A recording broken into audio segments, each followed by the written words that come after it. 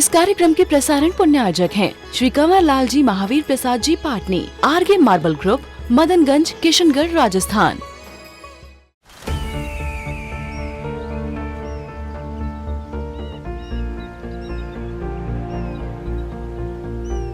जो बनकर मेरा हमसफर आएगा, सिर्फ उसी को फर्क नजर आएगा। शुरू करो, डालो बुनियाद, घर महल नजर आएगा। वंडर लाइए, वंडर अपनाइए, फर्क नजर आएगा।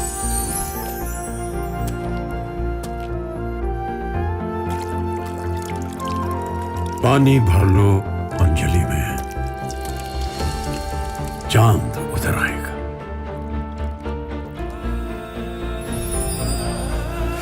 वंडर है ना, वंडर लाइए, फर्क नजर आएगा।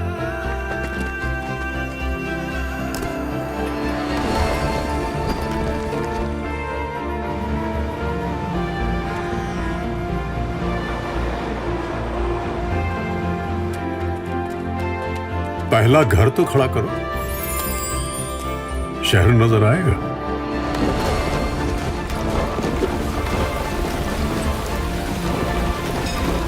साल बरस और सदी नहीं, एक युग गुजर जाएगा। उम्र न पूछो वंडर की, जब फर्क नजर आएगा। वंडर सीमेंट, फर्क नजर आएगा। मूल रूप से तप दो प्रकार के होते हैं। पहला तप होता है बहिरंग तप और दूसरा तप कहलाता है अंतरंग तप। बहिरंग तप के भी फिर 6 भेद हो जाते हैं और अंतरंग तप के भी 6 भेद हो जाते हैं। अब यहाँ कहा जा रहा है शक्ति के अनुसार तपना है, शक्ति के अनुसार इस क्रिया को करना है। तो बहिरंग तप कितने प्रकार के, कौन से 6 प्रकार के? अंशनाव मौदर्य वृत्ति परिसंख्यान रस परित्याग विविक्त सय्यासन काय क्लेशा बायम तपः। ये सूत्र याद कर लोगे तो इसमें 6 तप के नाम आ जाते हैं। तो कौन से 6 तप हो गए? पहला बहिरंग तप है अनशन, दूसरा है अवमौदर यानी ऊनोदर, तीसरा बहिरंग तप है रस परित्याग, चौथा बहिरंग तप है विविक्त शय्यासन, पांचवा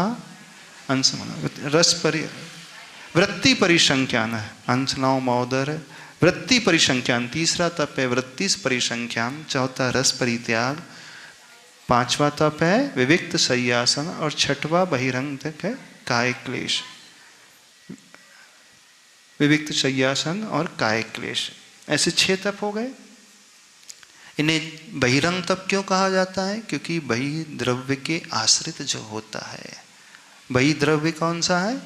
हमारा शरीर। एक तो इस निमित्त से इसे बहिरंग तप कहा जाता है।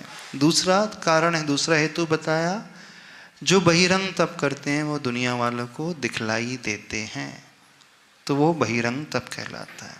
तो उसमें पहला बहिरंग तप हुआ अनशन अर्थात उपवास, और यही सबसे ज्यादा लोग करते हैं, है ना। अनशन किसे कहते हैं? यदि अनशन शब्द को देखा जाए तो न अशन इति अनशन, जहां भोजन त्याग दिया जाता है, पूर्ण रूप से आहार को त्याग दिया जाता है, वह अनशन कहलाता है। सामान्य से जब हम उसे उपवास कहते हैं तो वहाँ दृष्टि बदल गई। उप का अर्थ है निकट और वास का अर्थ है रहना, अर्थात स्वयं के निकट रहना, उसका नाम उपवास है। फिर और अच्छे से समझना है तो आचार्य भगवान एक श्लोक कहते हैं, विषयाहार कषायाणाम त्यागस्तु यत्र विधीयते स उपवास विज्ञेय शेषस्तु लंघनम विदु। अर्थात उपवास किसे कहा जाता है? जहाँ विषय, कषाय और आहार तीनों का त्याग पूर्ण रूप से किया जाता है। पूर्ण रूप से है, इसका क्या अर्थ है? मन से, वचन से, काय से, कृत से, कारित से, अनुमोदना से। मन वचन काय 3, कृत कारित अनुमोदना 3। 3 गुना 3 कितने हो गए? 9। 3 into 3 9। तो 9 कोटि से यह उपवास अथवा बहिरंग तप, अंतरंग तप किए जाते हैं। आप लोग कितने प्रकार से, कोटि का अर्थ है प्रकार, यहाँ पे 9 प्रकार से उपवास किए जाते हैं। तो आप लोग कितने प्रकार से उपवास करते हो? अब जब आप उपवास कर ही रहे हो, क्योंकि कई लोगों की भावना है 16 उपवास करने की, कई लोगों की 10 लक्षण में 10 उपवास करने की, है ना? कितने लोगों की भावना है 16 उपवास की? हाथ खड़े करें। 1 2 16 उपवास, एक की तो है, बहुत अच्छा। 10 उपवास करने की कितने की भावना है? सब सुखिया भोगी हैं, एकदम आराम प्रिय हैं। हम 2-3 लोग आए हैं। तो जो उपवास की साधना करना चाह रहे हैं, कुछ लोग 10 करेंगे, कुछ 16 करेंगे, कुछ 8 करेंगे, कुछ 5 करेंगे ना। तो पहले अच्छे से समझ लो उपवास तब किसे कहा जाता है। तो किसे कहा जाता है? उपवास 9 प्रकार से होता है। 9 प्रकार कौन से? मन से, वचन से, काय से, कृत से, कारित से, अनुमोदना से, आहार का त्याग, विषयों का त्याग और कषायों का त्याग, उसे उपवास समझना। तो प्राय आप लोगों ने उपवास का अर्थ, अनशन का अर्थ क्या समझा है? भोजन त्याग देना। लेकिन भोजन की चर्चा करते रहना, है ना? जो सही तरीके से उपवास करता है वो स्वयं आहार भी नहीं करेगा, आहार की कथा भी नहीं करेगा और आहार बनाएगा भी नहीं और आहार कराएगा भी नहीं, है ना? जो विधि हम बता रहे हैं, विधि। अब देखो आइडियली क्या होना चाहिए उसकी चर्चा तो कर ले ना। आहार मन से करेगा, देखना अब उनसे 9 भेद कैसे, तो उसे समझ ले। मन से वो व्यक्ति आहार नहीं करेगा, वचन से आहार नहीं करेगा, काय से आहार नहीं करेगा, मन से कृत रूप, मन से कारित रूप और मन से अनुमोदना। अब देखना 9 भेद कैसे होते हैं। मन से कृत कारित अनुमोदना 3 भेद हो गए, वचन से कृत कारित अनुमोदना 6 भेद हो गए और काय से कृत कारित अनुमोदना 9 भेद है। 9 भेद समझ में आए?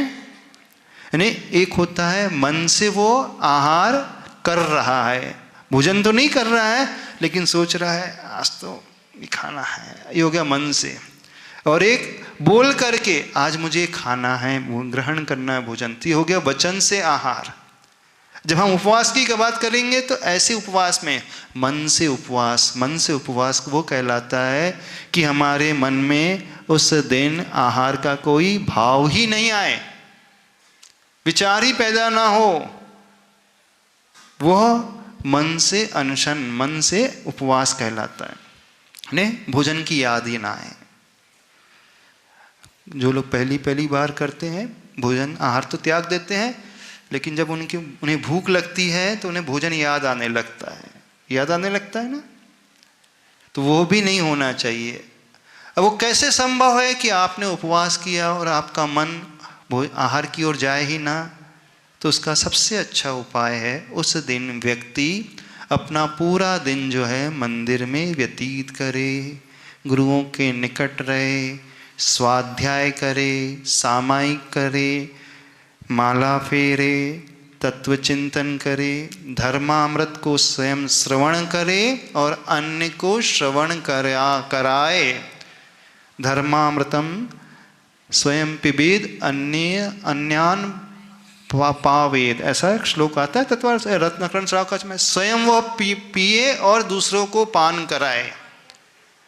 जब वो स्वयं पिएगा तो कहाँ? स्वयं मंदिर में रहेगा अथवा घर में, उस स्थान में रहेगा जहाँ अच्छे से सामायिक कर सकता है, चिंतन कर सकता है, स्वाध्याय कर सकता है। तो उस दिन वह कोई आरंभ सारंभ की क्रिया न करे।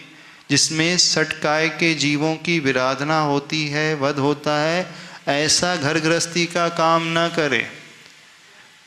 अब देखना, विधि समझो पहले उपवास की, और अच्छी सही विधि नहीं विधि तो आचार्य भगवान कहते हैं अस्नान व्रत के साथ, यानी स्नान भी ना करे, दिन भर वह ध्यान में ही बैठा रहे। अब लेकिन सबकी क्षमता तो होती नहीं, और वो बिना स्नान किए रह नहीं सकता। उसको मन में आता कि मुझे आज पूजा भी करना है बहुत सारी, तो ठीक है स्नान करना है तो कर ले, लेकिन स्नान शुद्ध जल से, प्राशुक जल से होना चाहिए, छने हुए जल से होना चाहिए। ऐसा नहीं कि नल के नीचे बैठ गए, शॉवर के नीचे बैठ गए। उपवास के दिन कोई श्रृंगार नहीं होना चाहिए, तेल, सोप, शैम्पू आदि का प्रयोग नहीं होना चाहिए। उपवास के दिन कोई चटक भटक वाले कपड़े नहीं, सिंपल वस्त्र होना चाहिए, साधारण वस्त्र। उपवास के दिन कोई राग रंग की बातें नहीं होना चाहिए, टीवी नहीं देखना चाहिए, मोबाइल में वैसे वीडियोस नहीं देखना चाहिए। उपवास के दिन व्यापार ना करे। अब समझना, कंडीशन समझना, सही उपवास की विधि क्या होती है। यानी घर गृहस्थी के कोई कार्य नहीं, भोजन बनाने का भी कोई कार्य नहीं।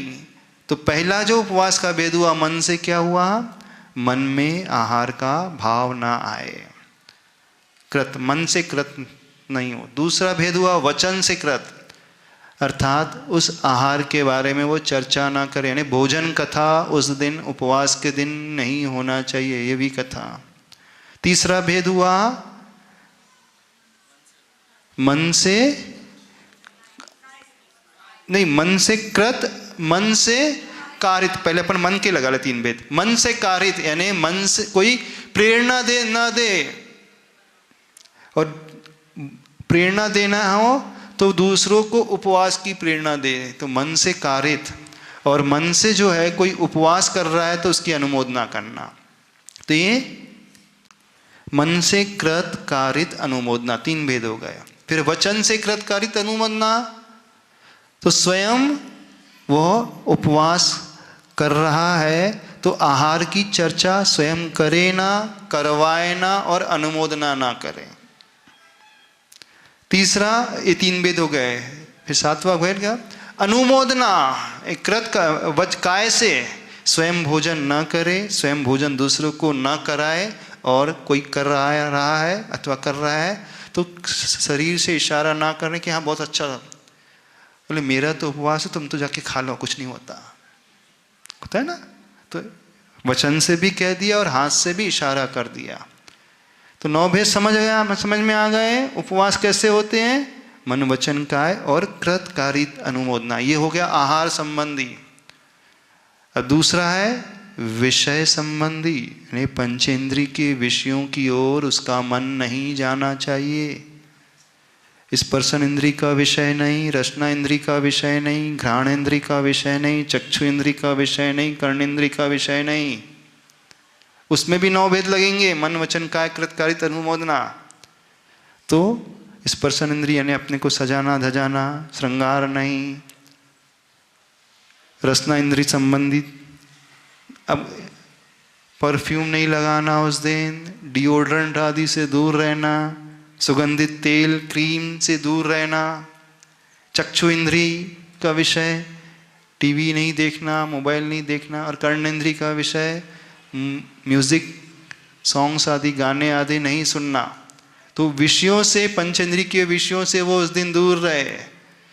फिर उसमें कहा गया कषाय यानी क्रोध मान माया लोभ, 4 ही कषाय वो उस दिन न करे, गुस्सा ना करे।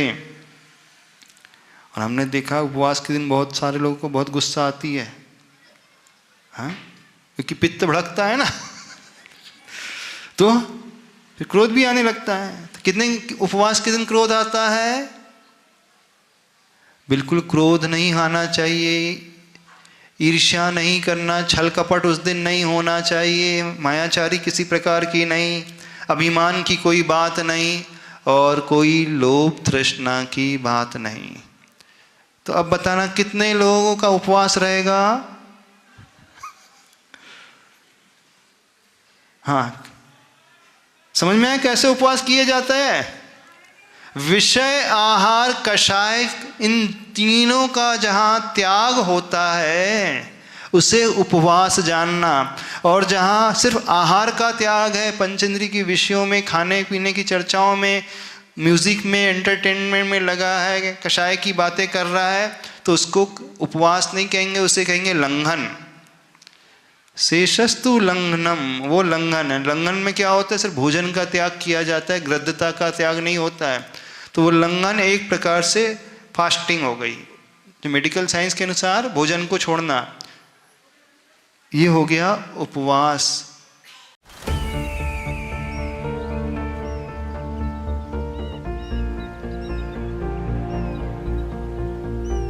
जो बनकर मेरा हमसफर आएगा, सिर्फ उसी को फर्क नजर आएगा। शुरू करो, डालो बुनियाद, घर महल नजर आएगा। वंडर लाइए, वंडर अपनाइए, फर्क नजर आएगा।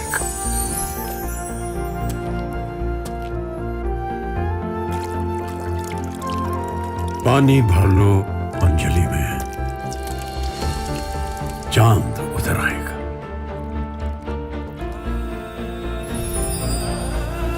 वंडर है ना, वंडर लाइए, फर्क नजर आएगा।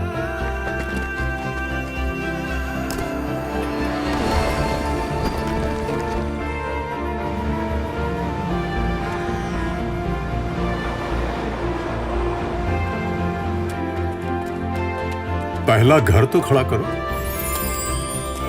शहर नजर आएगा।